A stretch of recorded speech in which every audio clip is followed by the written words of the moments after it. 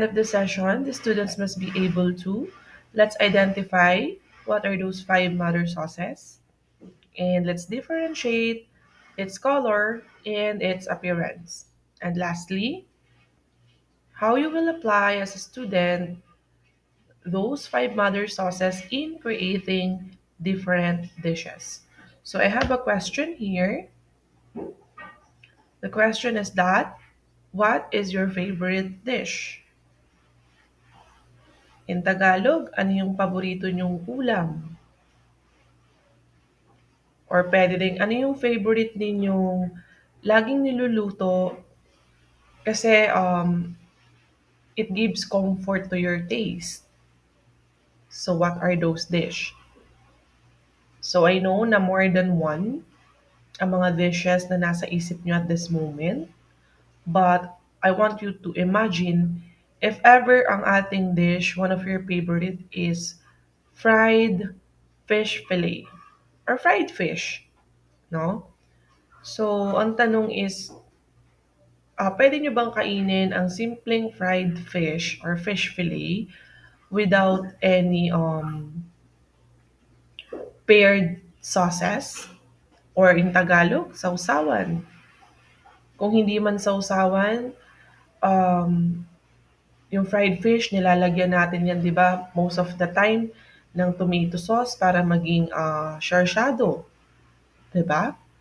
So, ibig sabihin dumadating tayo sa point na we cannot eat a simple dish as fried fish, it can be fried pork, fried chicken, and whatsoever, no, na lahat is nasa category ng ng prito, wherein we're looking forward for different accompaniment or ano yung prepare mong sauces or sausawan doon sa mga dishes na yon. So, pag-usapan natin, what are those sauces, no, na pwede nating i-paired sa mga dish, lalo na if that is fried, or pwede namang itong mga sauces na to is, we can mix it well to a common dish wherein uh, we need to give the balanced flavor ng food na ipe-prepare natin. Okay? So, the five other sauces are, we have the bechamel, or most of the time, pronunciation nila is bechamel. So, bechamel, parehas lang yan. So, it composed of milk, flour, and butter. And then, we have another sauce, which is the espagnol. Okay, this is a Spanish term or Spanish sauce na commonly from basic brown stock siya, no? Nagmumula, basic brown stock thickened with roux. Okay? So, parang pinapalapot natin to by means of creating a roux. No? So, mamaya pag-usapan natin ano yung roux. Roux, R-O-U-X. Okay, and then the third sauce is what we call hollandaise. So, paano gumawa nito? It comes from clarified butter with egg yolks. Yan. And then we have also the velouté. So, simmer white stock with roux. So, mapapansin nyo kanina, yung Espanyol is brown stock. So, coming from pork or beef. Okay, pinakulo ang pork or beef. So that you can create Spanish sauce or Spanish sauce. And then yung velouté natin, since white stock yung pinaka ano niya, main ingredient, so galing yan sa pinakuluang chicken. Okay? Or pwede din naman ang fish, pero may mga particular fish lang tayo na kailangan gamitin para hindi malansa masyado. Okay? So that we can create a velouté. And then sabi dito, simmer. So pakukuluan lang natin yan for a few minutes. And then we have the last one, which is the tomato sauce. Very common. And I know that everybody's familiar with this. This is a classic tomato sauce that comes from, of course, ripened tomato with a roux.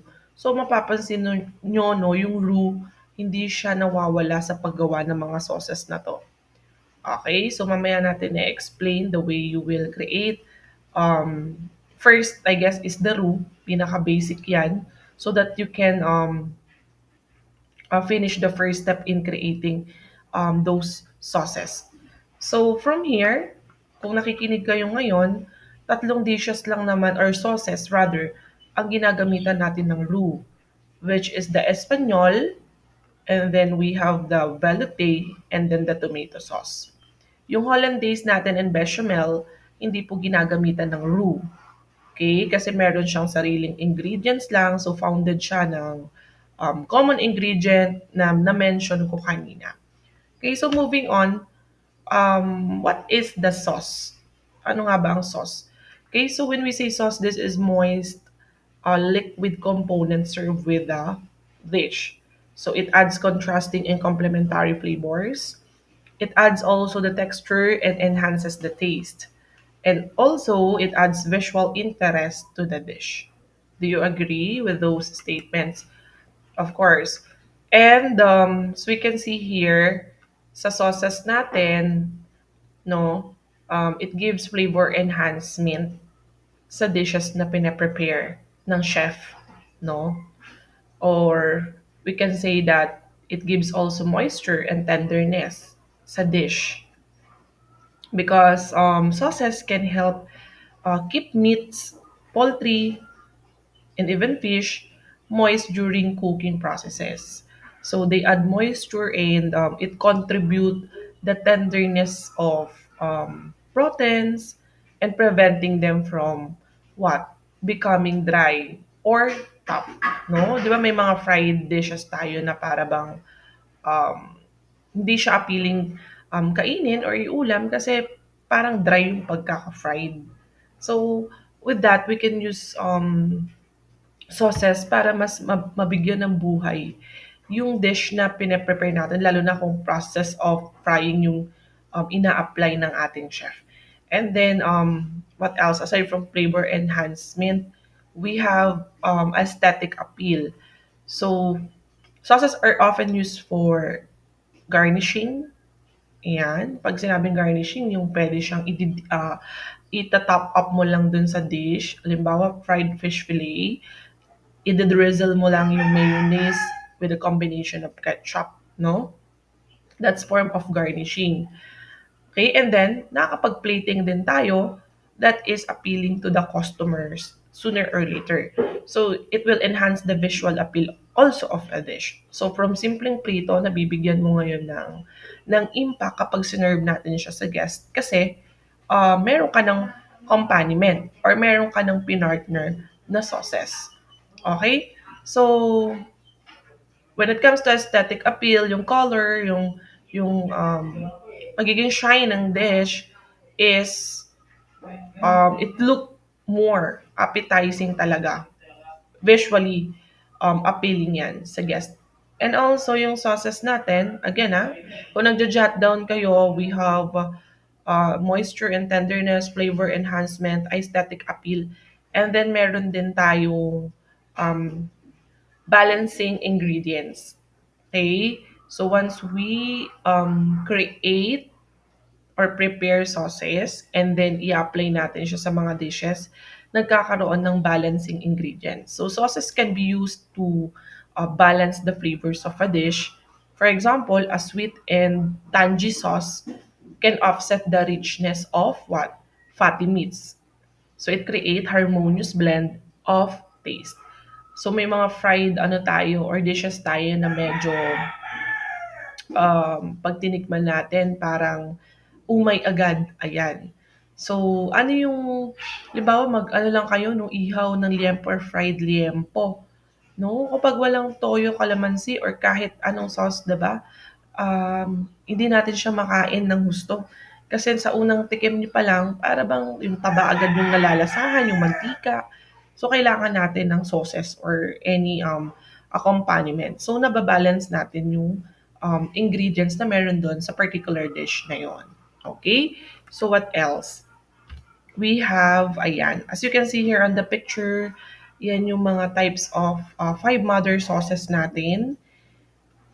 We have the bechamel, hollandaise, okay? Meron tayong velouté, meron tayong espanyol or espagnol, Spanish sauce, or the tomato sauce. Okay? So we have also, ayan. So let's check the history of the mother sauces.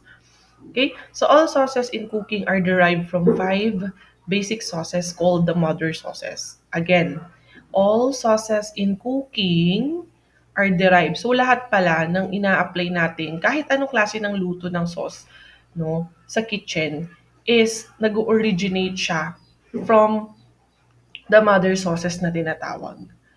Okay? Kumbaga, dadaanan mo muna yung paggawa ng mga mother sauces na to, and then nasa sa'yo na kung paano mo didiskartehan to make it more flavorful pa, or to make it more appetizing pa when it comes sa taste ng ating mga customers. So it's up to you as a chef.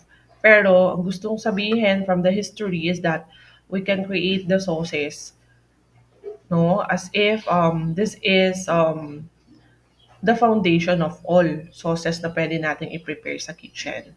So the mother sauces were traditionally prepared in huge quantities and then separated into smaller portions. So these smaller portions combined with additional ingredients created over 100s of variations. So as we can see here from the definition, traditionally, maramihan yung pine-prepare na sauces, no?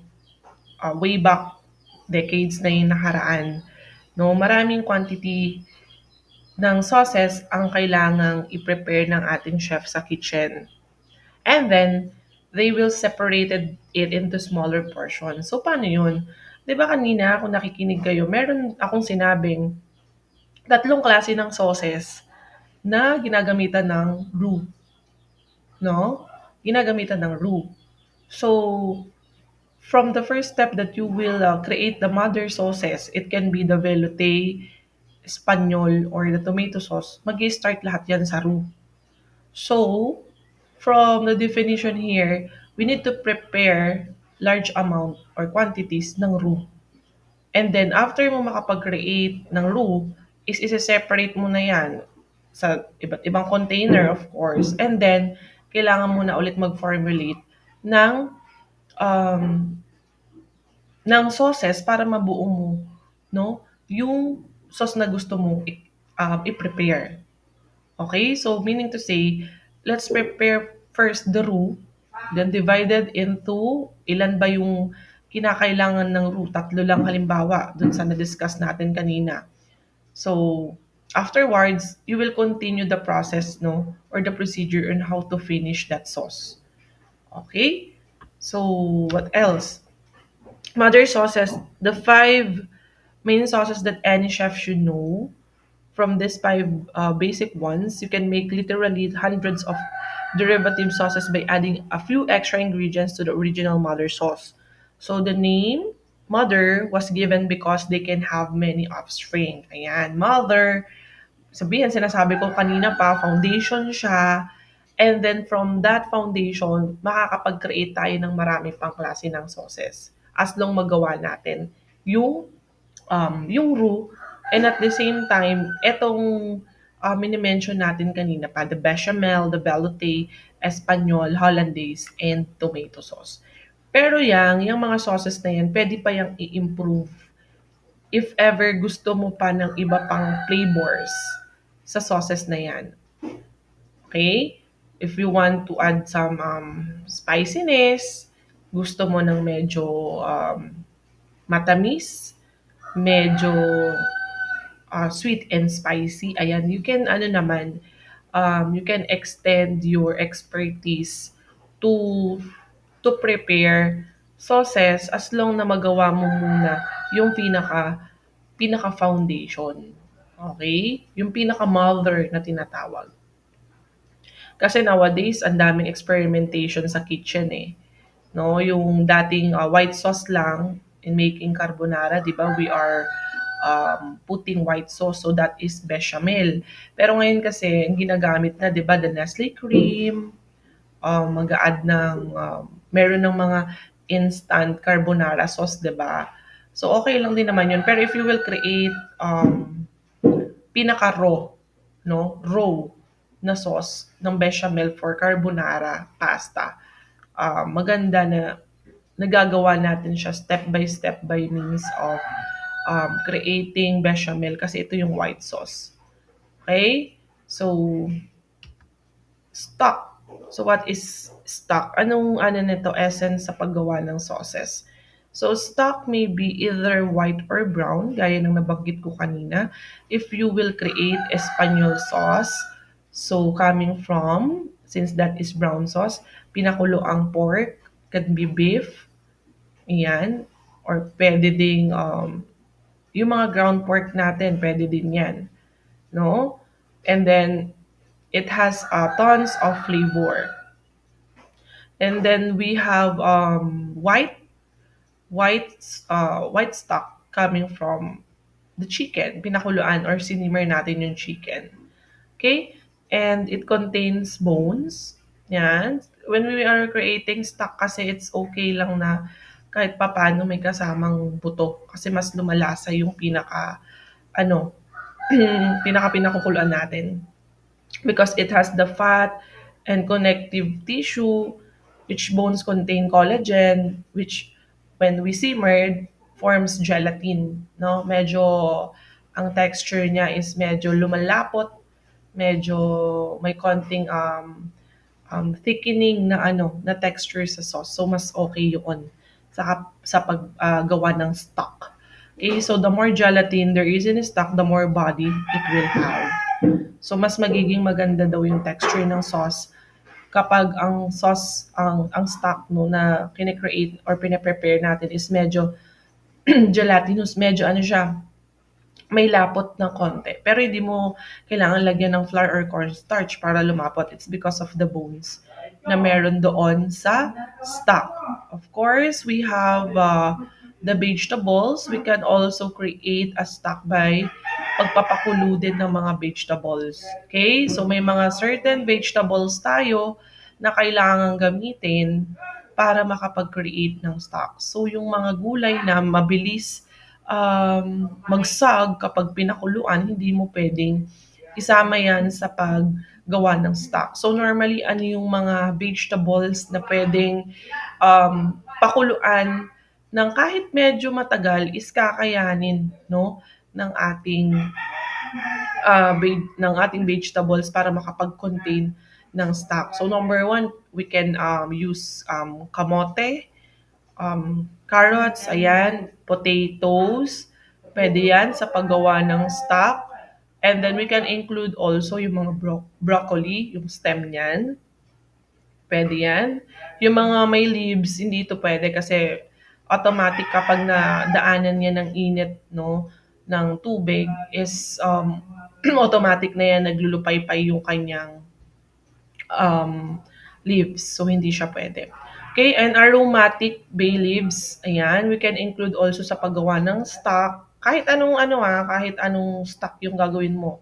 White stock, brown stock, no? So, pwede kayong mag-add ng mga aromatic flavors like bay leaves or mga dahon ng laurel.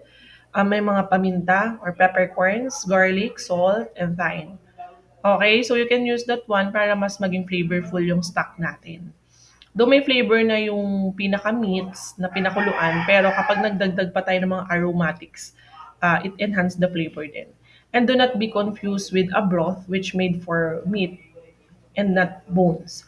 So, walang difference yan kapag nagpakulo kayo ng meat, matatawag ba tong stock or broth? Other term for stock is broth, no? Or pag nagpakulo kayo coming from the bones, ito lang yung pwedeng masabing stock or tunay na broth. So, alin sa dalawa, maganda i-mix natin yung may meat and then also may bones in creating stock para mas sure at mas malasa yung magagawa nating stock, no, na panggawa natin ng sauces or the five mother sauces. And we have also white stock, blanch and rinse bones. So fish, chicken, and veal. Okay? So, white color vegetables, ayan. We can use also onion and celery in creating white stock. And then brown stock, dark oven roasted bones, chicken, veal, or beef, or dark oven roasted vegetables. So, pwede rin tayong mag-roast ng vegetables first before we will put it on pinapakulo ang stocks, no?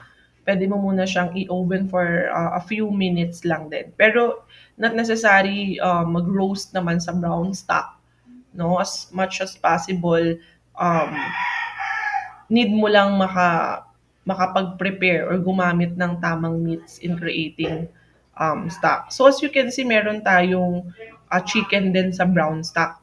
Okay, so pwede din, kasi sabi niyo ma'am, ang chicken white meat yan. Dapat sa velouté yan, sa white stock. No? Pero bakit may chicken sa brown stock? As you can see, kailangan i-oven nyo muna yung chicken. Kailangan ma-roast muna siya. Kung wala kayong budget for beef or for pork, okay lang to use chicken to create brown stock, pero i-roast nyo muna. Okay? Pero kung hindi nyo siya i-roast, magpo-fall siya sa white stock naman. Yung pinakahilaw na manok, papakuluan, white stock yun. Pero pag brown stock using chicken, i-roast muna. Okay? Then many times tomato paste is also added. Ayan, we can also add tomato paste, pero ito is hindi ganun ka-required.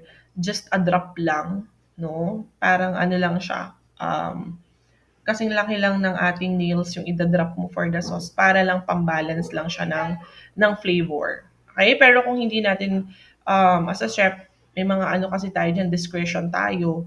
Kung hindi mo gusto yung lasa ng tomato paste, it's fine naman na wag nang lagyan ang stock as long makapag-create ng stock. Okay? And we have roux. Ito yung minimension ko kanina pa na roux. The spelling is R-O-U-X. Are you familiar with this? When we say roux, familiar ba kayo sa ano niyan?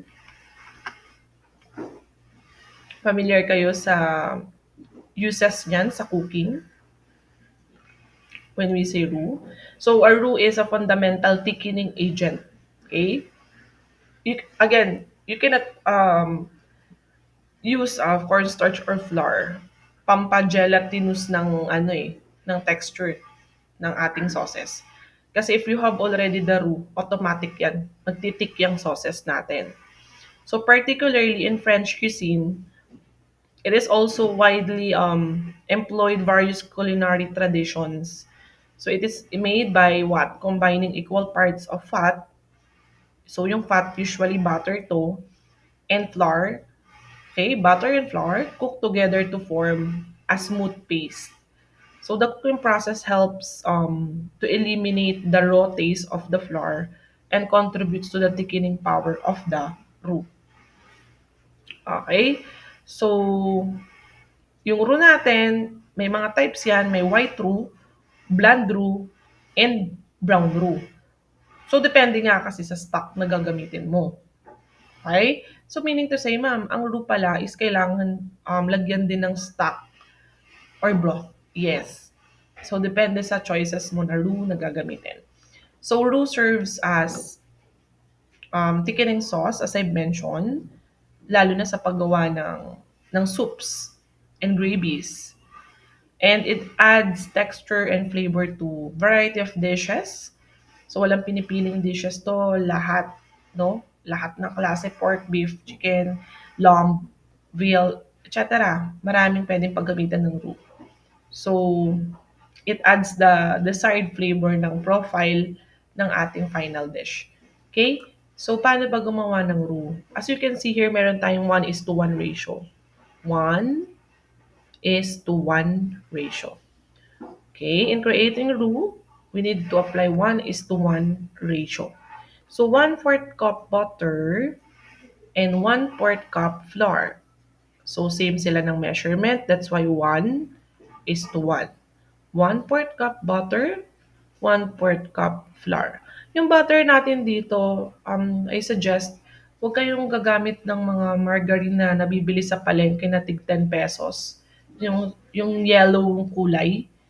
no? Better to use butter like, I will give brand na lang din. Ayan, dairy cream, no? And ano pa ba? Marami tayong baker's choice na butter. Ayan. So, yun yung pwede nating gamitin. Best siya sa paggawa ng roux. But never to use margarine, even star margarine na nabibili sa supermarket. No? So, paano siya gawin? Okay? And then yung flour, okay lang naman yung flour natin kahit sa palengke lang yan mabili. Wala namang pinagkaiba yan yung nasa nabibili natin sa supermarket. No? So, once the fat is melted in the pan, so una natin gagawin to create a roux is i-melt daw yung 1/4 cup ng butter. I want, yes, 1/4 cup of butter. Kailangan ma-melt siya sa pan. And then, i-add mo na yung flour. Yung 1/4 cup of flour. So, the mixture is stirred. So, alalay kayo dito kasi kailangan pagkalagay nyo agad ng flour, is hahaluin nyo siya agad, no? Until the flour is incorporated and then cooked. So, the longer you cook it, the darker it will become. So, huwag kayo makukonfuse kung medyo magba-brown ng color yung roux nyo. Because, ayun, sabi dito, once matagal natin na-expose to sa init or sa apoy, talagang it will create a darker color. The end result is a thickening and flavoring agent. So, roux can be white blonde, yung color ng roux daw. It can be pale, can be brown, depending on how long it is cooked.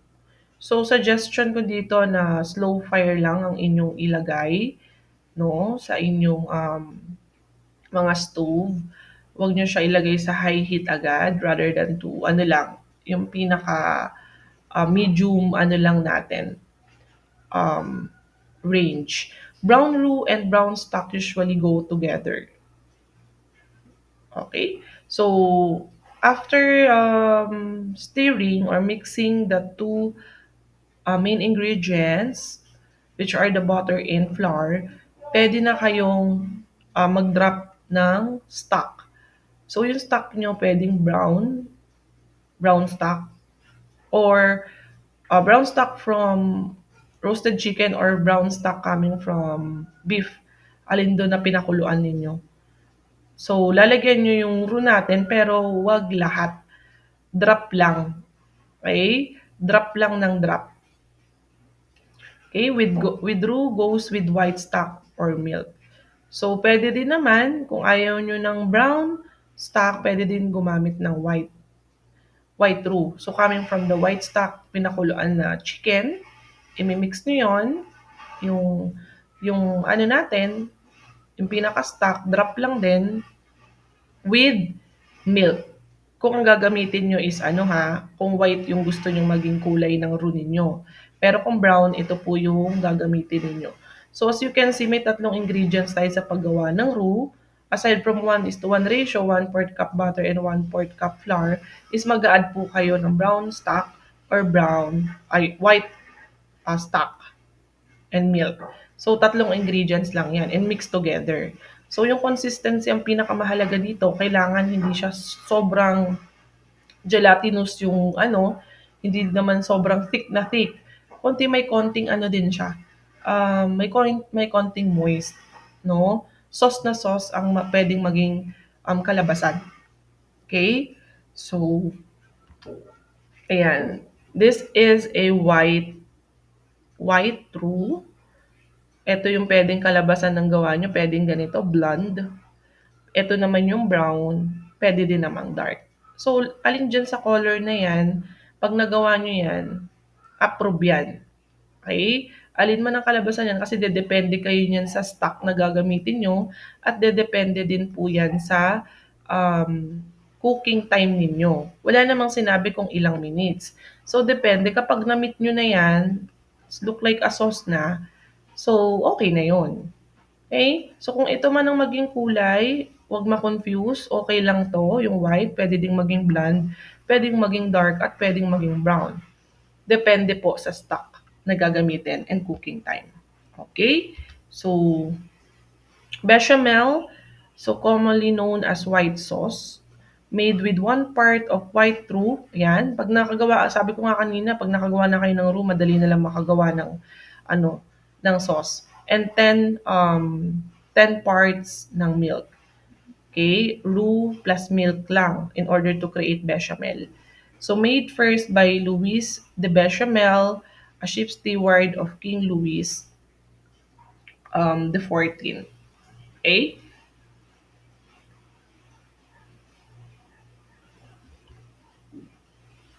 And then we have the velouté, which is the bland sauce. Ito yung itsura niyan.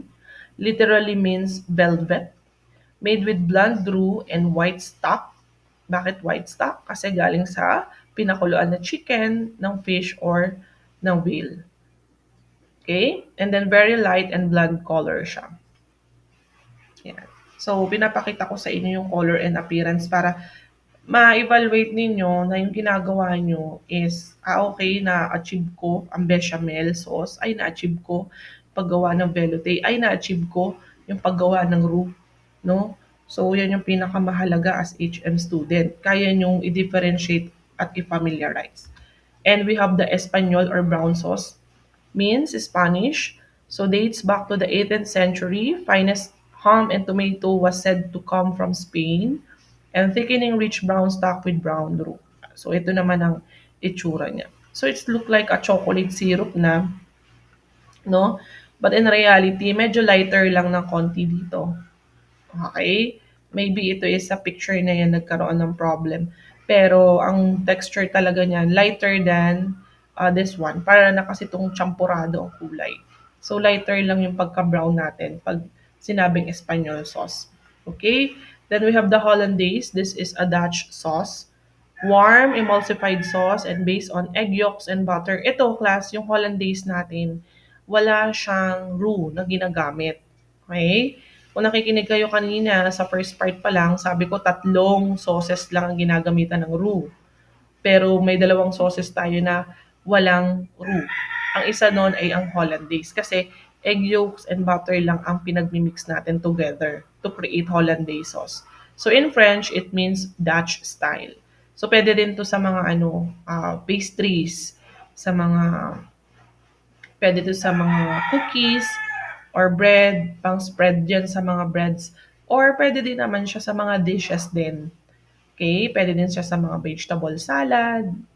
Or pwede din sa mga fish fillet. Depende din kasi yan sa taste or preference ng guest. Kasi regardless yan kung ipag-prepared mo yung vegetable salad with Hollandaise, kung ang gusto niyang sauce is velouté, wala tayong magagawa. Yun ang choice niya. But what I mean is that we can pair every sauces depends upon the preference of the guest taste. Okay? So since the sauce is heavy, it is served in less quantity and used primarily as a topping sauce. So pang drizzle, pang dip, no, lang natin ang Hollandaise sauce. Then lastly, we have the tomato sauce, which is red sauce. Traditional French tomato sauce is thickened with butter and roux. So more commonly associated with Italian cuisine.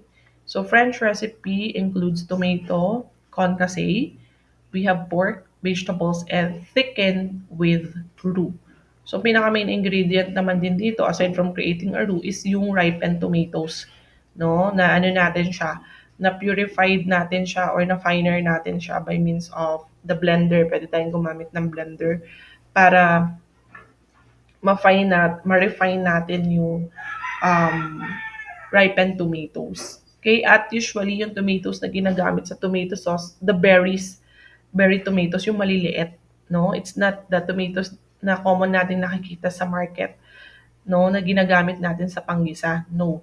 The ripened one. So, pwede din naman yung mga ripened na size ng nakikita natin sa market as long na ano na siya, pwede na siyang i-blender.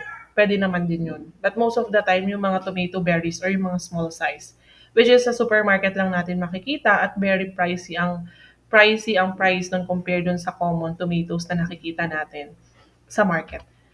Okay. So, I hope and pray that you understand the lesson for today about the five mother sauces, because with that you will be given a pre-final task.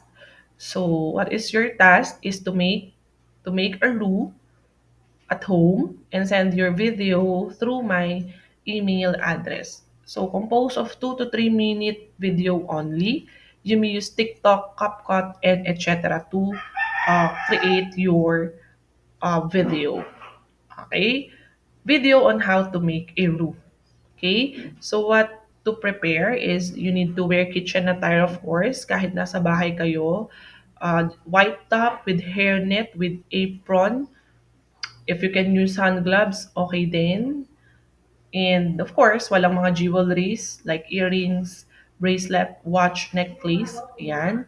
Hindi yan ina-allow kapag tayo nagpe-prepare ng pagkain. Even yung mga cutics, kung may mga cutics man ng mga girls natin dyan.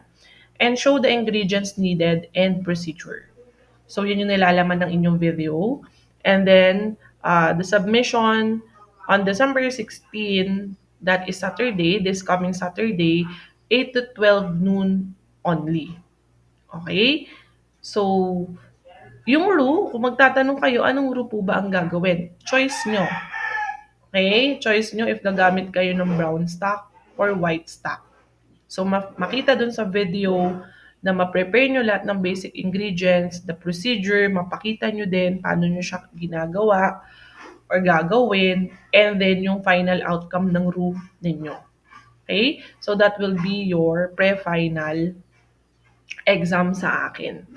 Okay? So, until December 16 lang ang submission, students. So, make sure na masubmit natin on time kasi nagtatapos ako ng grades nitong Christmas vacation din. So, I need your output for this task or examination. If you have questions naman din and clarifications pa um, to make it clear, do not hesitate to message me. Do not hesitate to ask questions, no? Para mas alam ninyo yung gagawin. Okay? So, kung may hindi pa rin naiintindihan, I advise that you need to watch again this pre-recorded lesson para mas madali nyo maintindihan yung pre-final task ninyo. Okay? So, that's the end of our lesson and session for today. Thank you for listening. Thank you for your time. And God bless you all. Goodbye, everyone.